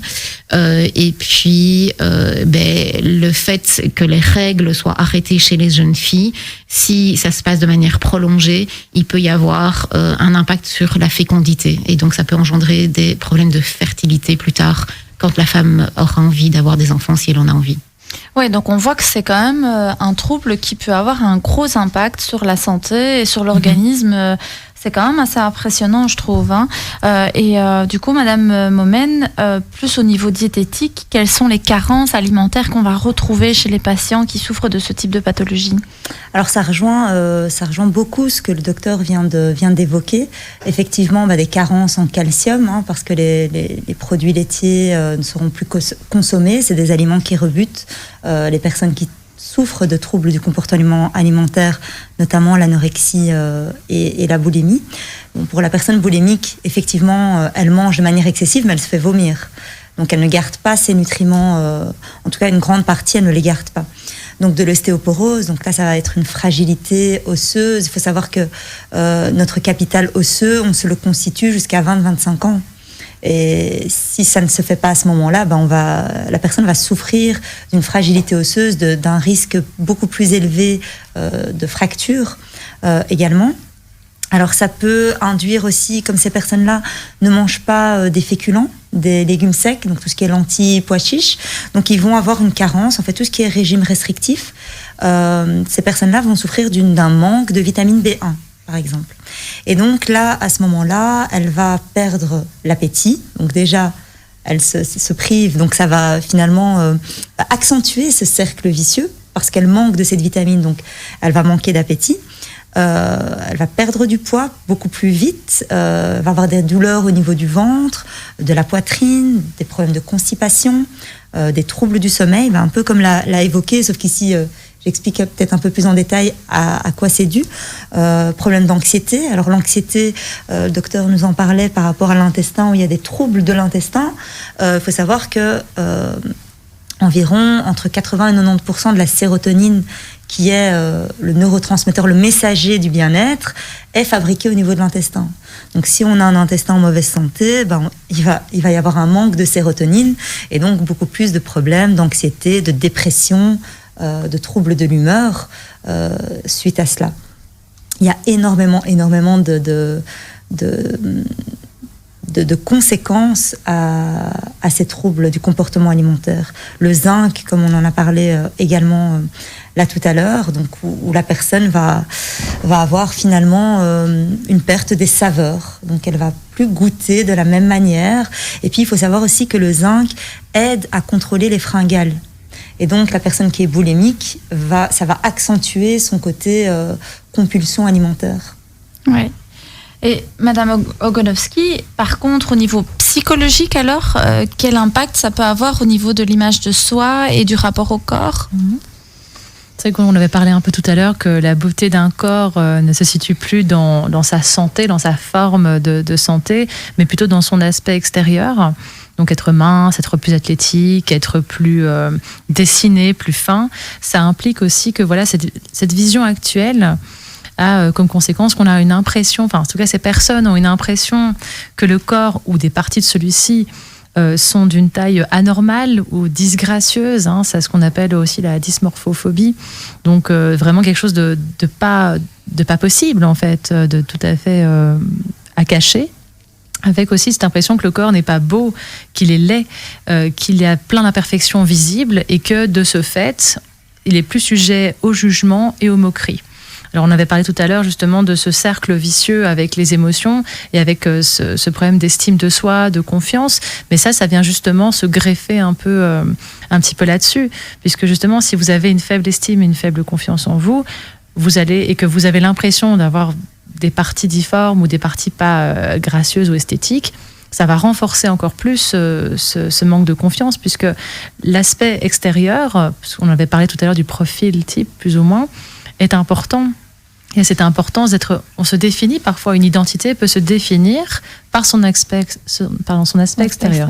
Donc c'est pour ça que ça peut renforcer ce mal-être que les personnes portant de troubles. Est-ce que ces personnes, elles avaient ce mal-être avant déjà, ou on va dire que c'est au travers de cette pathologie qu'elles le développent ou qu'elles le renforcent par exemple? C'est vrai qu'il est renforcé. Oui, il est renforcé par la maladie. On va dire que le mal-être devait être existant avant pour qu'il y ait trouble. Oui. Donc sinon il n'y aurait pas de souffrance, donc il n'y aurait pas de trouble. On va dire que c'est un petit peu comme on avait dit, pour essayer de bloquer justement ce mal-être, mais en vérité ça ne fait que l'accentuer et renforcer le mécanisme en fait. Mais Madame Momen, parfois on sait que l'anorexie ou la boulimie peuvent arriver après un régime aussi. Oui. Et donc, parfois, un régime mal fait peut mener une personne à développer des compulsions. Donc... Exactement. On vit aussi, comme on le disait là tout à l'heure, on vit dans une société du paraître où finalement, ce qui est médiatisé, c'est la minceur. Et d'ailleurs, ce qui est même contradictoire, c'est qu'on va avoir des personnes très très minces faire de la publicité pour des aliments qui, je ne vais pas dire font grossir, parce que pris séparément, ils ne font pas grossir, mais qui sont, on va dire, malsains. Donc une personne, un top modèle qui va manger une glace. Donc il y a vraiment une contradiction entre les deux. Et donc oui, effectivement, les jeunes, et puis pas que les jeunes, ça commence dès le plus jeune âge, mais ces personnes-là vont faire des régimes restrictifs ou pas, et cela va entraîner ce qu'on appelle une restriction cognitive. Alors qu'est-ce que ça veut dire ? Ça veut dire que la personne, elle est en état mental permanent de régime, même si elle n'est pas au régime. Donc le fait d'avoir fait des régimes va entraîner cela au niveau mental. Et donc à chaque fois, elle va associer ça c'est mauvais, ça, ah non là j'ai exagéré, j'aurais pas dû, etc. Donc déjà le fait que ça entraîne une restriction cognitive, ça veut dire que tout le temps la personne elle est au régime. Et ça pose déjà problème, et ça a effectivement des répercussions, et ça peut entraîner des troubles de comportement alimentaire. Bien sûr, l'hyperphagie alimentaire, enfin l'hyperphagie boulimique, c'est vraiment les régimes et les émotions, oui, mais les deux ensemble font que la personne va avoir des compulsions alimentaires, parce qu'elle va contrôler en fait son alimentation, même si elle ne le fait pas dans la pratique. C'est-à-dire que j'ai parfois des patientes à qui je pose la question, je dis bah tiens, est-ce que vous êtes en état permanent de régime ? La personne me dit non. Je dis mais dans votre tête ? Elle me dit oui. C'est vrai que je suis pas au régime, mais dans ma tête je suis au régime. Et à chaque fois je me dis oui, mais là je devrais faire attention. Après je commencerai à faire attention. Lundi je commence. Ça c'est la phrase. Il y a toujours cette petite phrase à l'intérieur qui dit attention, ne mange pas ça ou ne fais pas ça. Exactement. Et du coup, on est un peu conditionné. Il y a toujours ce risque de tomber dans dans ces troubles-là. Mais comme vous dites, c'est en lien avec les émotions. Ça veut dire que on va pas tomber dans un trouble si on n'a pas le côté émotionnel aussi à côté. Alors attention, on pourra revenir là-dessus, c'est qu'un régime hyperprotéiné, par exemple, peut entraîner physiologiquement des troubles du comportement alimentaire. Pourquoi ? Parce que la personne va manger beaucoup de protéines et donc va augmenter son taux de dopamine au détriment de la sérotonine. D'accord ? Et la sérotonine, c'est le messager du bien-être. Et quand on en manque, on va les combler par du sucré. On va aller manger des sucreries à la place. Et donc là, souvent, les personnes qui font des régimes hyperprotéinés vont après avoir des compulsions alimentaires dues au régime qu'ils ont fait. Mais c'est pas de leur faute. C'est physiologique. C'est leur corps qui demande. C'est leur corps qui a réagi. Ouais. Exactement. Et ça, on ne leur dit pas, évidemment. Ouais. Donc, elles culpabilisent, elles se sentent mal. Et c'est vrai que c'est souvent rassurant quand on leur explique ce qui se passe dans leur corps. Et que vous pouvez proposer de rééquilibrer, alors, du coup. Exactement. Ouais. Ouais. Ok, alors on fait une dernière petite pause, chers auditeurs, et puis dernière ligne droite pour notre émission Santé pour tous. Donc, je vous dis à tout de suite, mais vraiment dans quelques instants dans notre émission. Restez connectés au 106.8 sur Arabelle FM.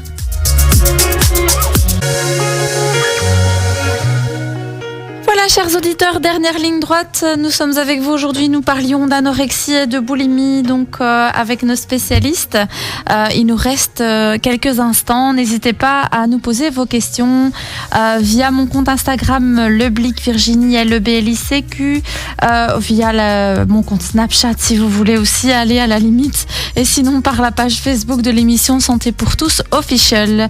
Donc je reviens vers voilà, Madame Ogonowski, qui est psychologue clinicienne et qui travaille dans un centre spécialisé en diète. Quelles sont les raisons qui poussent, par exemple, les patients à dissimuler qu'ils ont un trouble des comportements alimentaires ?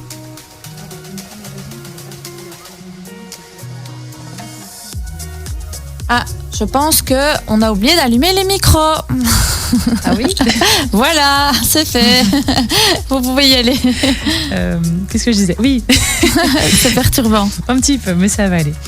Donc une première raison qui n'est pas la plus évidente quand on pense à ce genre de trouble, c'est que les personnes n'ont pas conscience totalement, ou qu'il y a une sorte de distance par rapport à ça. Elles savent que ça existe, elles voient des personnes qui sont en difficulté, mais il n'y a pas ce côté je suis comme ces personnes. Donc il y a une sorte de distanciation, un problème dans la reconnaissance du problème, voilà.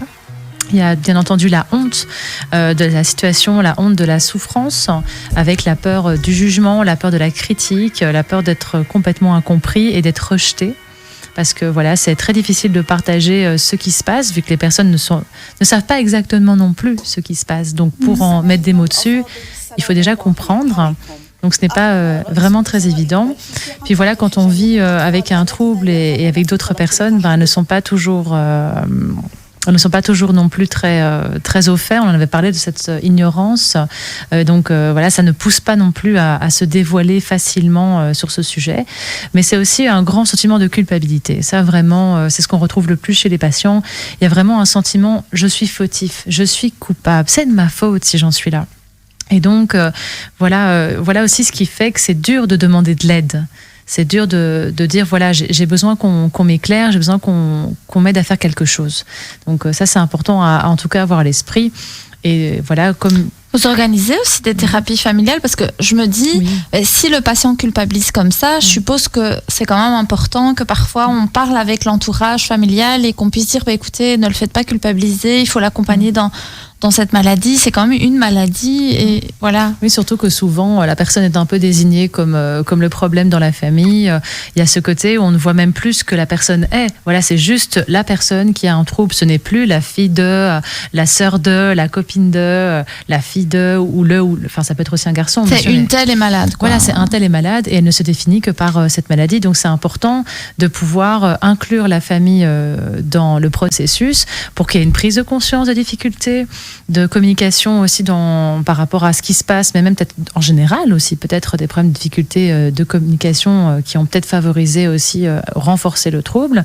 Il y a aussi le développement d'une expression plus fluide, une ouverture un peu plus claire entre les membres, par justement le fait qu'il y a une sorte de personne en plus, comme entre guillemets, bien sûr, un médiateur qui va permettre que tout le monde puisse un peu s'exprimer sans avoir peur de le faire, puisque c'est pas évident de parler parfois au sein même de sa propre famille. Donc il y a une sorte de confrontation à la réalité et une remise en place des rôles. Voilà, on n'est pas là pour juger, on n'est pas là pour dire vous avez mal fait, tu as mal fait. Non, on n'est pas là pour ça. On est là pour remettre un peu de l'ordre dans ce qui se passe en fait. Donc afin qu'il y ait une meilleure compréhension et que les personnes se rendent compte de tout ce qui se joue. Parce que les personnes ne voient que le trouble, mais tout ce qu'il y a derrière, tout ce qui est sous-jacent et qui est extrêmement important. On dit toujours, voilà, la famille, c'est comme une solution. C'est un lieu de changement. C'est pas un problème. Ouais, voilà. C'est un peu l'idée, c'est de faire bouger chacun par rapport à ça, quoi. Tout à fait. Et que parfois, la maladie peut permettre aussi un peu de changement aussi dans la famille ou des réflexions qui n'auraient peut-être pas eu lieu si la maladie n'avait pas existé non plus. Donc, oui. Et du coup, je me demandais aussi, docteur Dubois, à quel moment il faut envisager une hospitalisation, à quel moment il faut quand même s'inquiéter et à quel moment il y a un risque vital pour la personne. Tout à fait.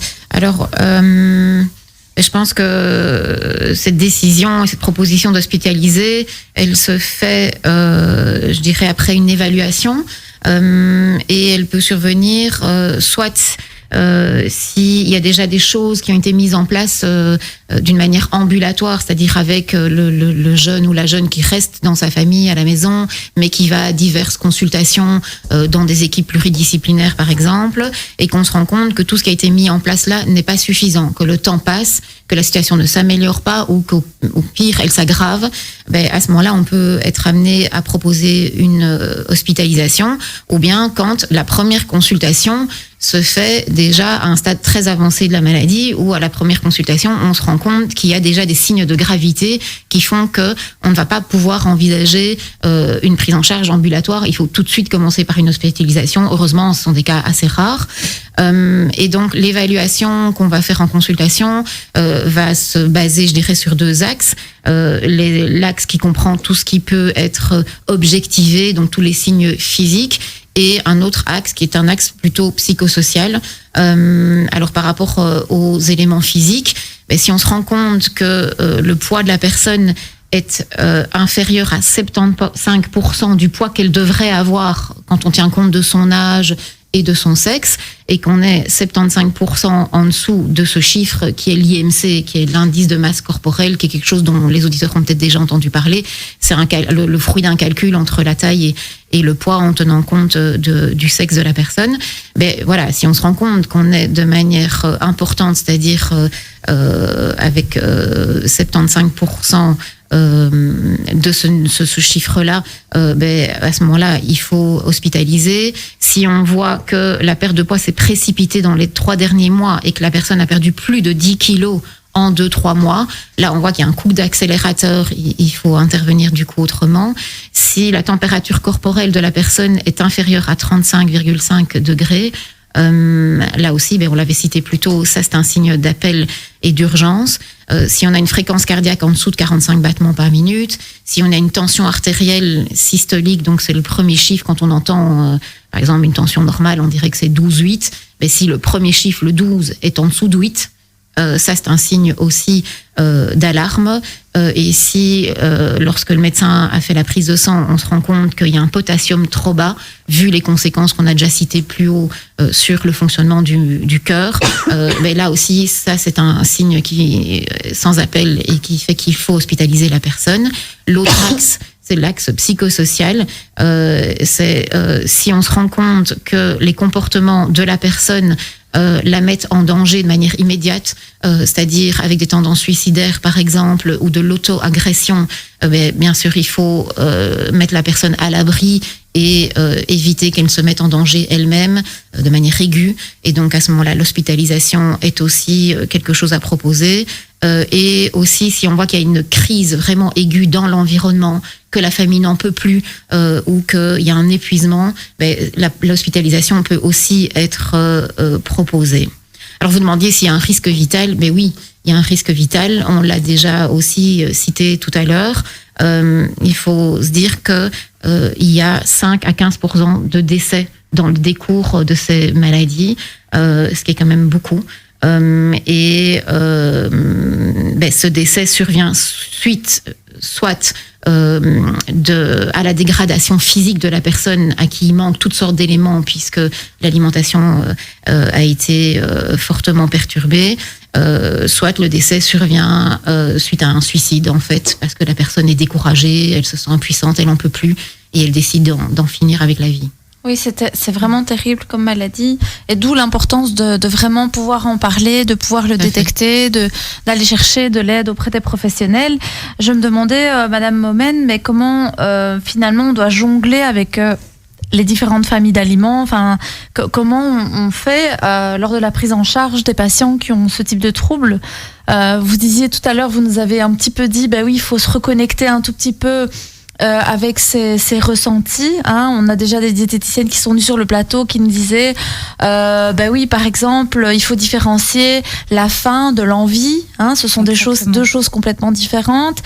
Voilà comment finalement on doit. Est-ce qu'on consomme tous les aliments? Est-ce qu'on va réinjecter un petit peu de chaque aliment dans le régime alimentaire de la personne? Comment ça se passe? Alors évidemment, tout dépend du trouble dont la personne souffre. Maintenant, si c'est de l'hyperphagie boulimique et que là, la personne a des compulsions alimentaires, alors oui, c'est très important de déjà casser les fausses croyances. Donc ça, c'est hyper important. De dire, par exemple, manger du chocolat, comme on l'avait évoqué là tout à l'heure, ça fait grossir. Non. Manger du chocolat, ça fait pas grossir. D'ailleurs, je dis souvent à mes patients, et même si c'est pas ce que je prône, évidemment, je dis pas qu'il faut manger des chips toute la journée ou du chocolat toute la journée, mais ce n'est pas le chocolat en soi qui fait que l'on grossit. Ce qui fait que la personne va grossir et va manger de manière compulsive, c'est la restriction cognitive, c'est le fait qu'elle soit en état permanent de régime et qu'elle fasse justement cette association entre aliments malsains, je grossis. Donc ça, c'est déjà une chose. Et le fait que la personne, finalement, mange en dehors de sa faim et de sa satiété. Quand elle mange, si elle n'a pas faim et elle mange au-delà de sa satiété, c'est là qu'elle va prendre du poids. Bon, ici, dans les compulsions, c'est encore plus grave. C'est que la personne, elle va manger de manière excessive. Et là, on parle de la nutrition, mais le volet psychologique et émotionnel, il est primordial dans ce genre d'approche, parce qu'on a beau dire à des personnes comment s'alimenter, si la personne ne gère pas ses émotions, il va y avoir un souci. Alors soit on travaille de toute façon en collaboration avec des psychologues. Moi, dans la méthode que j'utilise aussi ce qu'on appelle l'alignement neuro-émotionnel pour aider la personne à augmenter son niveau de bien-être et donc à se sentir mieux. Si la personne se sent mieux, fatalement, elle aura moins de compulsions alimentaires. On va travailler sur la confiance en soi, en collaboration, soit en équipe, soit si on s'est formé pour, on peut le faire aussi soi-même. Donc, c'est vraiment primordial qu'il y ait une prise en charge pluridisciplinaire ou holistique, où on prend la personne dans sa globalité et on ne va pas juste cibler l'alimentation. Alors oui, on peut, par exemple, à une personne anorexique, on va réexpliquer les bienfaits des graisses, les bienfaits de certaines familles alimentaires pour qu'elle comprenne que c'est indispensable pour sa survie qu'elle consomme des graisses. Donc ça, effectivement, on peut le faire en faisant ce qu'on appelle de l'éducation nutritionnelle. Donc vous allez réinjecter tout doucement Exactement. Les aliments, c'est comme ça que ça fonctionne? Oui. Ce qui est important pour les personnes qui sont anorexiques à un stade avancé, ou une personne qui est boulimique, c'est déjà de corriger les déficits nutritionnels, les carences, les manques nutritionnels. Parce que comme on l'a évoqué là tout à l'heure, quelqu'un qui a un problème d'intestin va produire moins de sérotonine, donc ça va avoir un impact sur son humeur, sur ses compulsions alimentaires si elle est boulimique. Donc c'est vraiment important de prendre en charge de manière globale. Et alors un élément qui est important, on en parlait, c'est l'alimentation en pleine conscience. C'est vraiment redécouvrir les saveurs des aliments, c'est reprendre plaisir à goûter, à manger, le plaisir de la table, la convivialité. Tout ça, c'est primordial, c'est très très très important. Oui, ce qu'on voit pas, par exemple, chez les anorexiques, elles veulent pas parfois manger à table avec les autres. Elles prennent plus du plaisir à manger. En fait, elles mangent parce qu'elles doivent s'alimenter, mais c'est très limité. Et c'est toujours un stress quand elles mangent. C'est la peur de « Oh là là, je vais grossir, je calcule que si je mange autant, ça va faire autant de calories. » Et ça, il y a tout ce calcul mental, comme vous disiez. Donc, c'est un peu faire la paix aussi avec son psychisme, Exactement. être en paix avec son alimentation, mais en paix sûrement avec son corps aussi. Donc, essayer de se retrouver face à la réalité aussi, je suppose. Parce que du coup, c'est vrai que s'ils sont dans le dysmorphisme ou dysmorphophobie, là, du coup, c'est vrai que c'est beaucoup plus compliqué, quoi. Tout à fait. Et comment on peut ramener, alors du coup, c'est vrai qu'il nous reste plus beaucoup de temps, mais comment on peut les aider à retrouver un rapport sain au corps, à la nourriture, enfin, comment un psychologue, quel type de thérapies sont les plus efficaces pour les troubles des comportements alimentaires, par exemple? Alors c'est vrai que les thérapies les plus efficaces, on en a un peu parlé tout à l'heure avec la thérapie familiale, mais il y a également aussi donc ce qu'on appelle la thérapie cognitivo-comportementale qui va vraiment s'attaquer à la personne et à ses fonctionnements au niveau cognition et comportement dans l'ici et maintenant, un côté plus pratico-pratique. Et je dirais que en complémentarité avec tout ça, au niveau thérapeutique, il y a aussi donc l'hypnothérapie pour la gestion des sensations, des pulsions, de l'image du corps. On avait parlé donc de la pleine conscience, mais il y a aussi la kinésiologie, donc pour retrouver un équilibre de bien-être corps-esprit, la méditation, la relaxation, on en a un peu parlé, et tout ce qui est art-thérapie pour pouvoir favoriser l'expression artistique et le lâcher-prise. L'idée, c'est un petit peu de lâcher au niveau des émotions. Oui. Est-ce que je peux vous demander à chacune, peut-être pour la fin, je vais commencer par Dr Dubois, un petit conseil, un petit mot pour nos auditeurs par rapport à cette maladie? Je dirais que j'ai envie de dire, j'espère que cette émission aura fait connaître cette maladie et voilà, aura laissé quelques traces dans l'esprit des auditeurs et j'ai envie d'appeler à la bienveillance et au non-jugement, vraiment voilà, changer son regard quand vous croisez quelqu'un de très maigre dans la rue, vous lui envoyez une certaine énergie, et si vous êtes dans le jugement, vous lui donnez quelque chose dont elle n'a pas besoin et qu'il enfonce là-dedans, donc voilà, j'aurais envie de dire ça pour conclure, c'est de vraiment être plus dans un regard positif et aimant et empathique vis-à-vis des patients qui souffrent de ce genre de troubles. Madame Momen, un petit mot pour nos auditeurs? Alors, soyez à l'écoute de vos émotions, parce qu'on a tendance à les refouler. Et elles sont finalement les messagers de l'âme. Donc c'est très important d'être à l'écoute de ces émotions. Et parce qu'elles ont aussi un lien très étroit avec l'alimentation. Exactement. Ça, on le sait aussi. Madame Ogonowski, un petit mot pour la fin? J'irai un petit mot d'espoir et de bienveillance à l'égard de soi-même aussi, parce que voilà, on se fait parfois beaucoup de mal, et donc je pense que c'est important de dire qu'on s'en sort. On s'en sort. On peut s'en sortir. On peut s'en sortir et il ne faut pas douter pourquoi quelqu'un d'autre et pas vous. Oui, voilà. Je vous remercie à toutes les trois d'avoir été là aujourd'hui. C'était une très chouette émission. La semaine prochaine, nous aborderons un autre thème en lien avec la santé. Donc restez connectés avec nous dans Santé pour tous, tous les samedis de 14 à 16h. Je vous dis à la semaine prochaine et bon week-end.